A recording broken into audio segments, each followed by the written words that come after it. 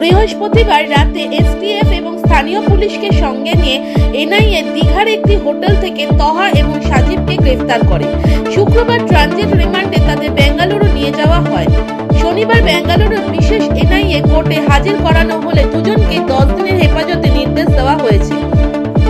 তবে দুজন নয়, কলকাতায় এসেছিল বেঙ্গালুরু রামেশ্বরম ক্যাফের বিস্ফোরণের ঘটনায় অভিযুক্ত 3 সন্দেহভাজন জঙ্গি।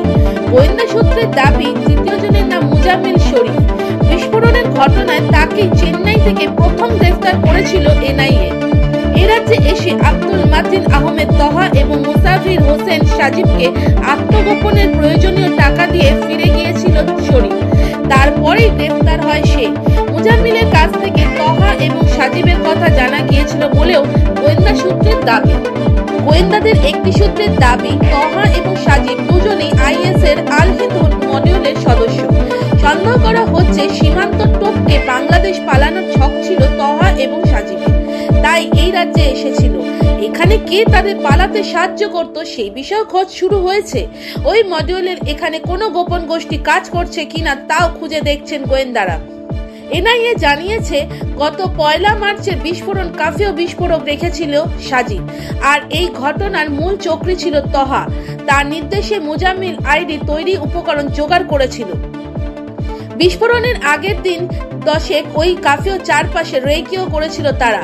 গোয়েন্দা সূত্রের খবর, 10 মার্চে রাজ্যে এসেছিল সাজিব এবং তহা। 12 মার্চ থেকে ধর্মতলার 2টি হোটেলে পরপর 2 দিন আশ্রয় নেয় তারা। মাঝের 2 দিন তারা কোথায় ছিল তা এখনো জানা যায়নি। তবে কলকাতা থেকে পুরুলিয়া এবং দার্জিলিং গিয়েছিল।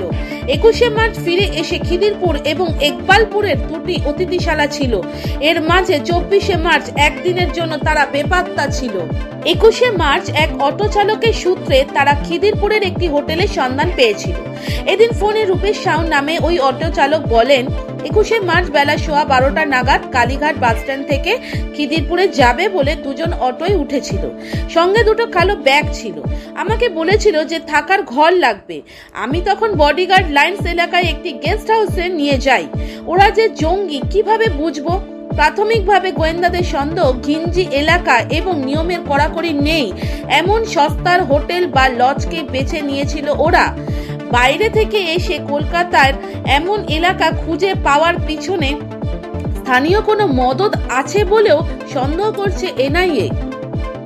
এক গোয়েন্দা কর্তা জানান, 28 মার্চ তহা এবং সাজিবকে হাওড়া বাস স্ট্যান্ড থেকে দীঘাগামী বাসে উঠতে দেখা গিয়েছিল। দীঘার যে হোটেলে থেকে তারা ধরা পড়ে সেখানে 10 এপ্রিল ঢুকেছিল। সেক্ষেত্রে 28 মার্চ থেকে 10 এপ্রিল দুজনে কোথায় ছিল তা এখনো পুলিশ জানতে পারেনি। গোয়েন্দারা জানতে পেরেছেন 12 মার্চ চাঁদনি চকে সিম ছাড়া মোবাইল সরাতে এসেছিল তারা। গোয়েন্দাদের খবর, দোকানে দাঁড়িয়ে মোবাইলে সিম ভরেছিল। সেই সূত্র ধরেই দোকানের খোঁজ মিলছে। তবে দোকানে সিসি ক্যামেরার ফুটেজ মেলেনি।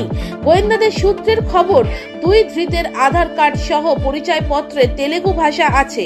তার থেকে সন্দেহ করা হচ্ছে অন্ধ্রপ্রদেশ বা তেলেঙ্গানা থেকে সেগুলি তৈরি করা হয়েছিল। তেলেঙ্গানা পুলিশের সন্ত্রাস দমন শাখা থেকেই প্রথম ওই দুজনের দীঘার গতিবিধি তথ্য জানা গিয়েছিল বলেও একটি সূত্রের দাবি। তারপর একটি মোবাইল নম্বরের সূত্র ধরে দীঘার হোটেলটিকে নির্দিষ্টভাবে জানতে পেরেছিলেন তদন্তকারীরা। এক গোয়েন্দা কর্তা বলেন, ধৃতদের কাছ থেকে 35টি সিম পাওয়া গিয়েছিল। সেগুলি খুঁটিয়ে খতিয়ে দেখা হলেই পুরো গতিবিধি জানা যাবে। মাঝে মধ্যে উধাও হয়ে গিয়ে তারা কোথায় ছিল তাও জানা যাবে।